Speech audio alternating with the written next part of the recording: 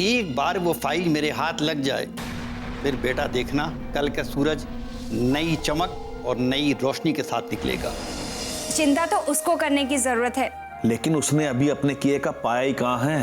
रंगराज जैसे शातिर अपराधी को कड़ी सी कड़ी सजा भी मिले ना, तो वो भी उसके लिए बहुत कम है। क्या बात है भोला, तुम इतना हाफते हुए क्यों आ रहे हो?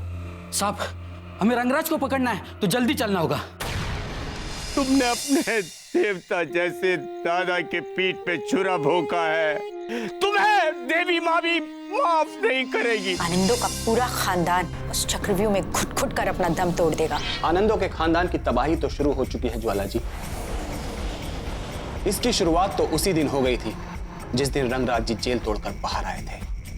अब तो बस हथौड़े की भारी चोट की जरूरत है। एक भारी चोट और पूरा परिवार तिनकों की तरह बिखर जाएगा। ये फाइल ही वो जोरदार चोट होगी देविकांत। बस एक बार बाबुल वो फाइल लेकर आ जाए। पर हमें लगता है कि हमें बाबुल के साथ जाना चाहिए था देविकांत। हमें थोड़ी बेचैनी हो रही है देविकांत कि कहीं हमने उन्हें अकेला भेजकर कोई गलती तो नहीं कर दी। रंगराज जी के लिए बड़ी मामूली सी बात है। आप बस इसलिए बेचैन हो रही हैं क्योंकि आप उनकी फिक्र करती हैं, वरना रंगराज जी के लिए बहुत आसान सी बात। ऐसी ना जाने कितनी फाइल उठाई होंगी उन्होंने बिना किसी रुकावट के।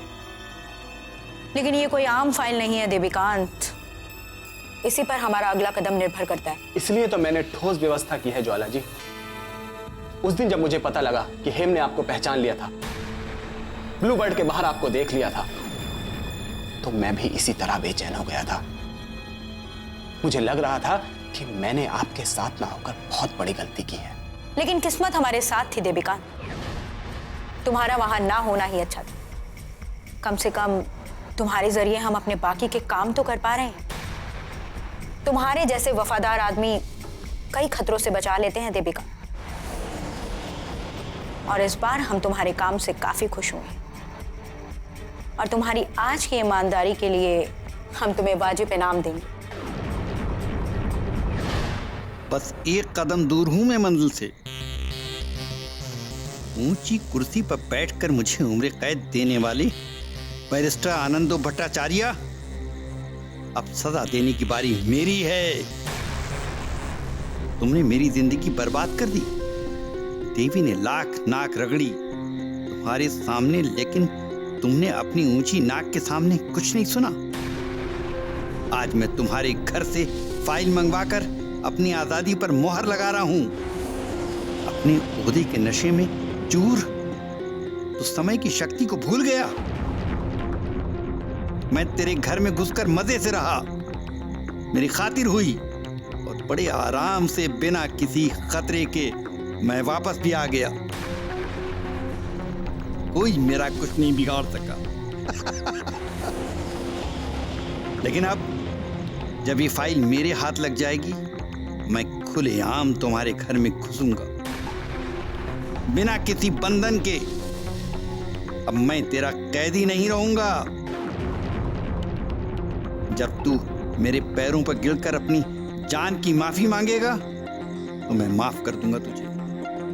तो जैसे बुढ़े की जान लेना, क्या फायदा होगा मुझे, क्या मजा आएगा मुझे, लेकिन मारूंगा जरूर। तेरे बच्चों को तेरी आंखों के सामने धीरे धीरे उनकी जान निकलेगी और तब तुझे एहसास होगा कि अपने बच्चों से दूर किया जाना कैसा लगता है। तूने जेल बेचकर मेरी जिंदगी जहन्नुम बना दी। अब मैं अपना बदला लूंगा, अपनी जिंदगी का मकसद पूरा करूंगा। तुम्हें मेरी जिंदगी को एक जेल बना दिया था, मैं अपना बदला पूरा करूंगा। तुझे तेरे कर्मों की सजा जरूर मिलेगी। मैं हिसाब बराबर करूंगा।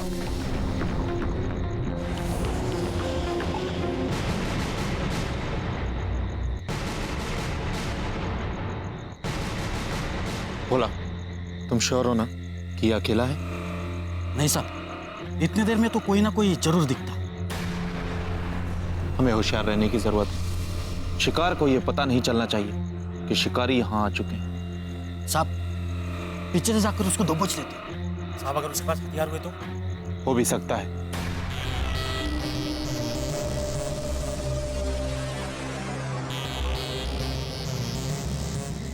वो कोई दूध पीता बच्चा नहीं, वो भी शातिर अपराधी है। हमें उस तक ऐसे पहुंचना होगा कि वो चौंक जाए। काम करो।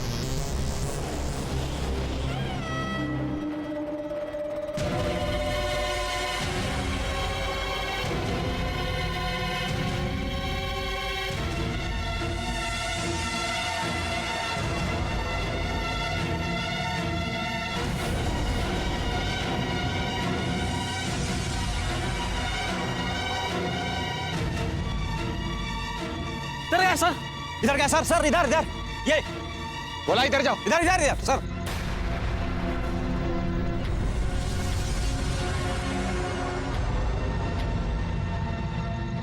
अभी तो इधर ही था साहब। इधर था साहब, इधर ही था, इधर ही गया सर, इधर ही गया साहब। सर पीछे देखता हूँ।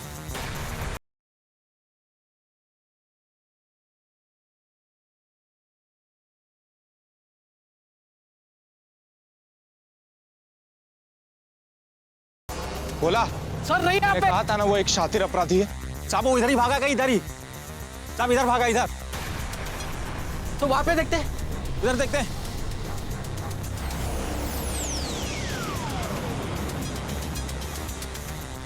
इधर देखो, इधर देखो।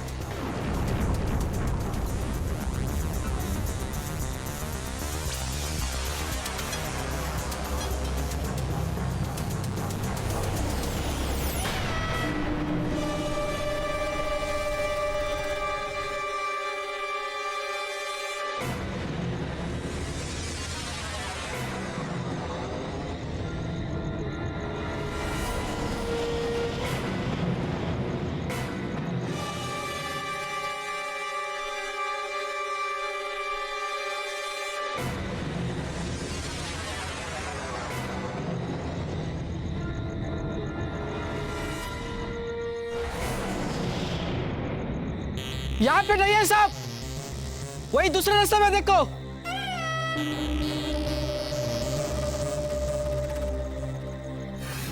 अगर अपनी जगह से हिलने की कोशिश की तो ये 6 की 6 गोलियां तेरे भेजे में उतार दूं। और अगर मेरी ट्रिगर दबी, तेरा भेजा निकल के जमीन पर गिर जाएगा। लेकिन अगर ये तेरा गंदा दिमाग इस जमीन पर गिरा तो ये जमीन भी गंदी हो जाए।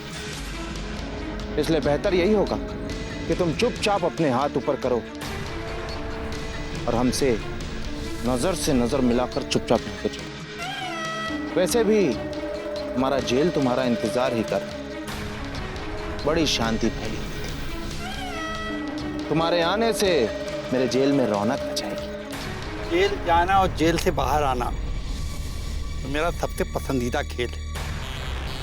किसी जेल की दीवार इतनी मजबूत नहीं कि रंगराज को बहुत दिन रोक सके, लेकिन इसको याद रखना कि जिस दिन बाहर आया उस दिन तेरी नौकरी भी जाएगी और शायद जान भी चली जाएगी।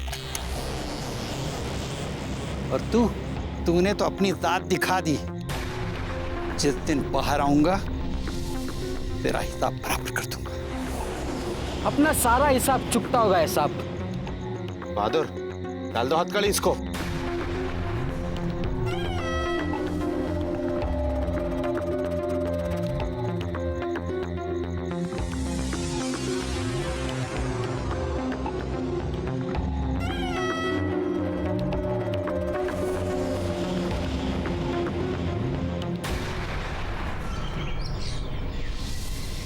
हमारे हाथ बहुत अहम कड़ी लगी है भोला। हमें इससे सारी सच्चाई उगलवानी। अगर विक्टोरिया जी पर हमले का कारण पता चल जाए और विक्टोरिया जी की किडनैपिंग में अगर इसका हाथ था तो हम एक ही वक्त पे 2 केस सॉल्व कर लेंगे। साहब हमले का कारण तो बदला लेना ही हो सकता है। ऐसा तो हम भी सोचते हैं, लेकिन हो सकता है कि इसके पीछे छुपा कोई और कारण भी हो। साहब ये है बड़ा ढिठ, कल से इसने मुंह ही नहीं खोला, कुछ बताता ही नहीं। हमने तो बड़ी बड़ी टेढ़ी खीर देखी है भोला। हमने तो कुत्ते की पूंछ भी सीधी कर दी। फिर ये तो इंसान है। साहब कुछ बोलता ही नहीं है, बस घूरता है।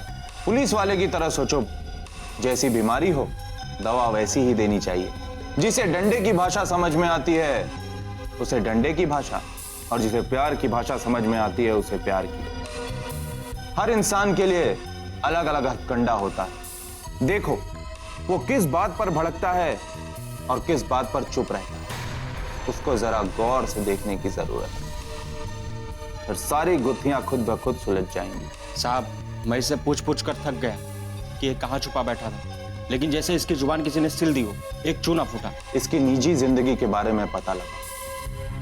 इसके परिवार में कौन कौन? परिवार वालों का नाम आते ही अच्छे अच्छे भौंकने लग जाते हैं। फिर इसकी तो 4 दिनों की चुप्पी। साहब, अखबार में इसकी खबर छप चुकी है और इसके अरेस्ट होने की खबर सुनकर कोई ना कोई खलबली जरूर मचे। अभी हमें चारों तरफ निगाह रखनी चाहिए। जहां कोई हरकत दिखे हम धावा बोल देंगे। ये तो अच्छी बात है बोला, लेकिन मुझे एक बात बता, जब कल हम इसे अरेस्ट कर रहे थे तो ये तुमसे कुछ चुकाने की बात क्यों कर रहा था? जी साहब। ये क्या माजरा है बोला?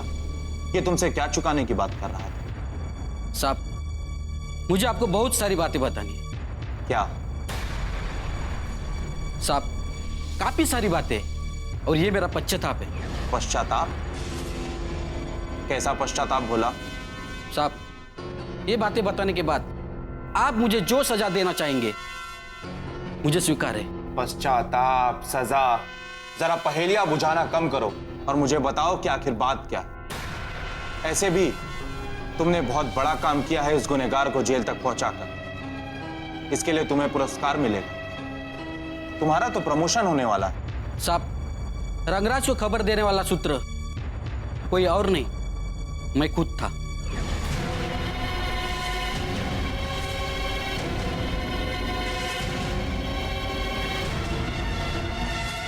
क्या मतलब? साहब, मैं रंगराज के लिए काम करता था। मैं उसका खबरी था। पुलिस के सारे एक्शन की खबर मैं वहां तक पहुंचाता था।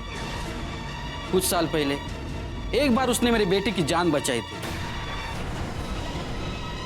और तब से मैं उसका कर्जदार हो गया। और वो कर्जा चुकाने के लिए उसने मुझे ये जरिया बताया और तब से मैं उसके लिए काम करने लगा। और फिर साहब, मुझे खुद को ही शर्म आने लगी। मेरी नींद उड़ गई। हर वक्त मैं खुद को धिक्कारने लगा। मुझे इन सब बातों से पीछा छुड़ाना था, लेकिन कोई और रास्ता नहीं मिल रहा था। उल्टा मेरी खबरों से रंगराज का भला हो रहा था। फिर रंगराज को उस फाइल की जरूरत पड़ी। उस फाइल में क्या था साहब, मुझे नहीं पता, पर उससे उसकी जिंदगी आसान हो जाती। कल रात वो उसके लिए निकला था और मुझे साहब एक रात पहले देवीकांत का संदेश आया था, शिशका तोला के पीछे जंगल में मिलना। लेकिन वहां तो साहब पूरा खेल ही पलट दिया। ये देवीकांत चाहता क्या है? इस तरह यहां बुलाने का क्या मतलब है? इतना सन्नाटा है, एक इंसान तो दूर, चिड़िया तक नहीं दिख रही है। ऐसी क्या बात है जिसके लिए यहां आने की जरूरत पड़ी? हमेशा तो वही ज्वाला के अड्डे पर मिलते थे। ये नया शुरू किया है अब इसने। कहीं देवीकांत के साथ ज्वाला भी तो नहीं आ रही है? इन लोगों ने अपना अड्डा तो नहीं बदल दिया? अब तुम पुलिस वालों के खबरी बनकर देवीकांत के लिए काम करोगे और उसकी हर हरकत की जानकारी हम तक पहुंचाओगे। अब तुम्हारी भूल हमारे लिए वरदान साबित होगी।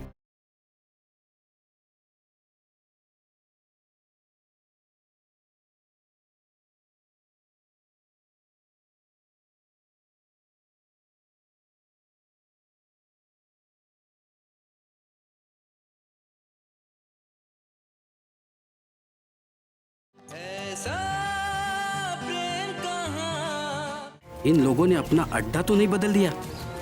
नहीं नहीं, कोई और बात होगी। अरे भाई, बात चाहे कुछ भी हो, तुम बदमाशों को वक्त की कोई कीमत नहीं होगी। हम पुलिस वालों को तो है, हमारा तो आना जाना सब वक्त के हिसाब से ही होता है। कहीं ये लोग मुझसे वो फाइल लाने को तो नहीं कहने वाले? नहीं नहीं, मैं फाइल तो नहीं लेकर आने वाला। मैं हेमजी के घर से चोरी करूं? छे, मैं मना कर दूंगा। ये नहीं हो पाएगा मुझसे। मैंने रंगराज के सारे हिसाब पूरे कर दिए हैं। अब इस कीचड़ से मुझे बाहर निकलना है। अब और कोई गैर कानूनी काम नहीं करने वाला। अगर फाइल की कुछ बात हुई तो मैं रंगराज से सीधे कह दूंगा कि भाई अपने सारे हिसाब बराबर है।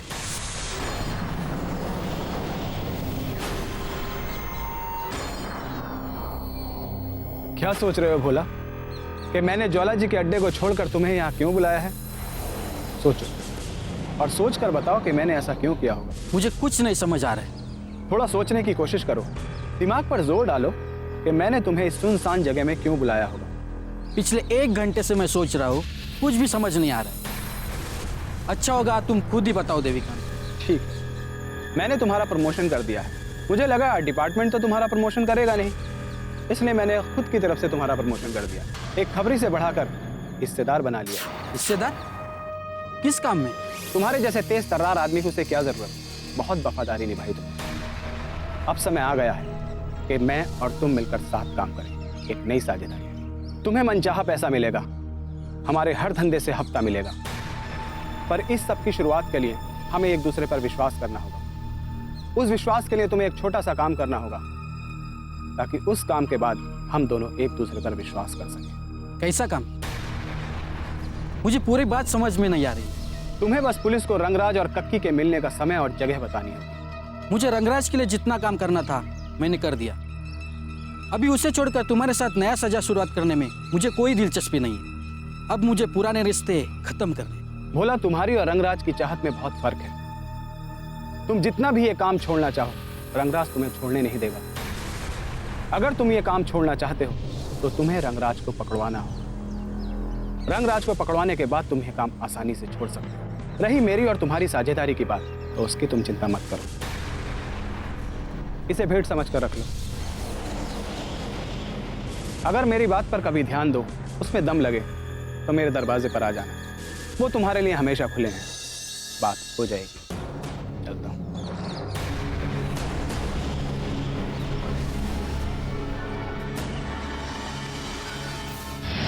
बोला, तुमने ना सिर्फ पुलिस डिपार्टमेंट बल्कि समाज का भी नुकसान किया। एक अपराधी की मदद करना भी अपराध होता है, लेकिन तुमने अपने दिल की बात सुनकर रंगराज को पकड़वाने में एक अहम भूमिका निभाई। यह भी इस पहलू का दूसरा सच है। तुम्हें इसकी सजा मिलेगी, तुम्हें पश्चाताप करना होगा, लेकिन हमारे तरीके से। जी साहब। अब तुम पुलिस वालों के खबरी बनकर देविकांत के लिए काम करोगे और उसकी हर हरकत की जानकारी हम तक पहुंचाओगे, ताकि हम यह केस आसानी से सॉल्व कर सकें। अब तुम्हारी भूल हमारे लिए वरदान साबित होगी। जी साहब। साहब, और भोला के पुरस्कार और प्रमोशन का क्या होगा? जैसा कि मैंने पहले ही कहा बहादुर, समाज के हित में काम करने के लिए और इतने बड़े गुनहगार को जेल के अंदर पहुंचाने के लिए तुम्हें पुरस्कार जरूर मिलेगा।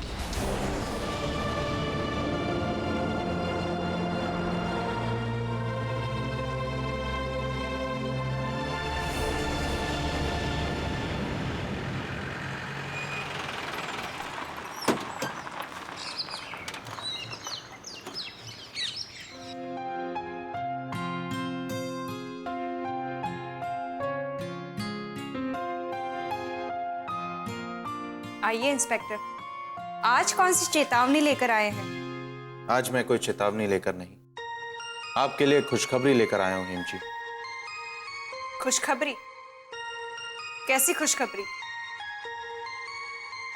ऐसी कौन सी खुशखबरी लेकर आए हैं जो आप फूले नहीं समा रहे? पहले बैठने को नहीं कहेंगे? बैठिए। आप भी तो बैठिए।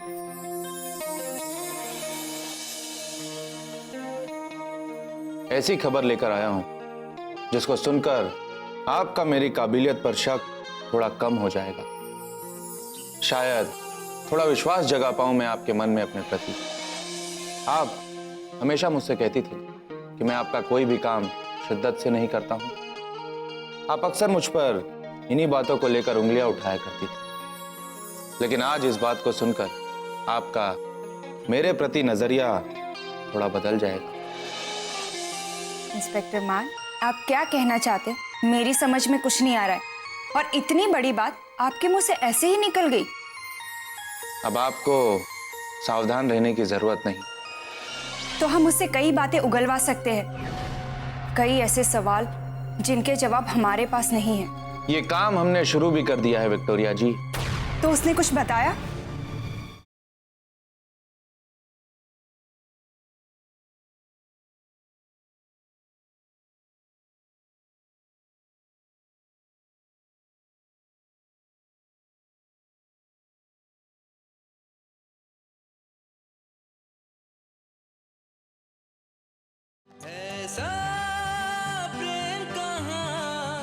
अब आपको सावधान रहने की जरूरत नहीं।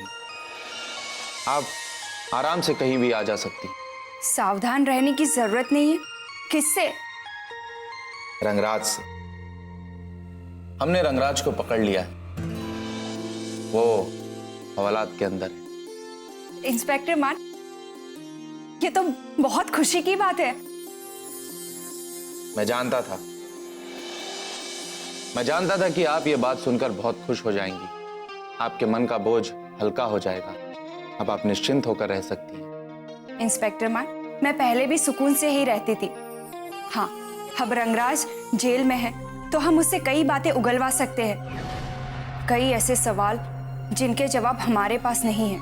ये काम हमने शुरू भी कर दिया है विक्टोरिया जी। तो उसने कुछ बताया?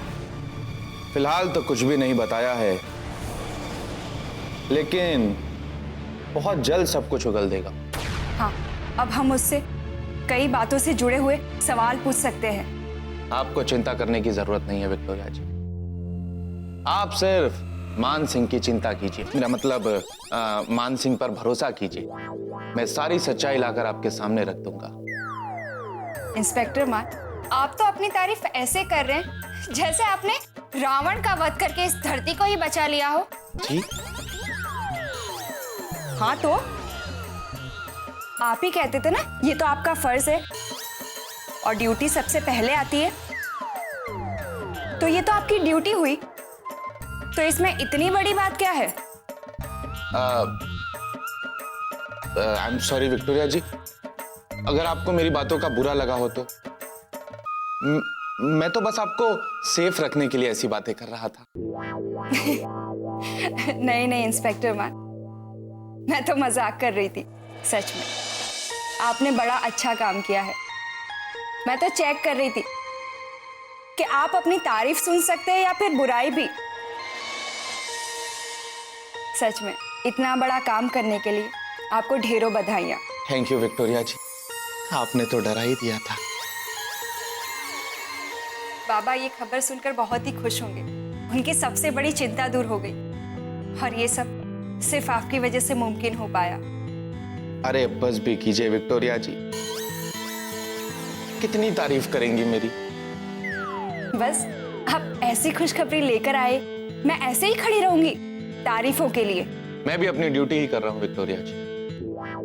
मैं कोशिश करूंगा कि बहुत जल्द मैं आपके पास और खुशखबरियां लेकर आऊं। तब तक के लिए मैं चलता हूं। चलूं? मुझे लगता है हाल ही में जो घटनाएं हुई हैं उसमें रंगराज का ही हाथ था, और अब वो जेल के अंदर है। लेकिन एक बात है बाबा, आपने जिस भी अपराधी को सजा सुनाई है वो जितनी मर्जी कोशिश कर ले, देर सवेर उसको सलाखों के पीछे जाना ही पड़ता है। लेकिन जोगिन बेटा, हमें बेफिक्र होने की जरूरत नहीं है, और जब तक सारी बातें साफ साफ ना हो जाएं, तब तक हमें खुद से अनुमान लगाने की भूल नहीं करनी चाहिए।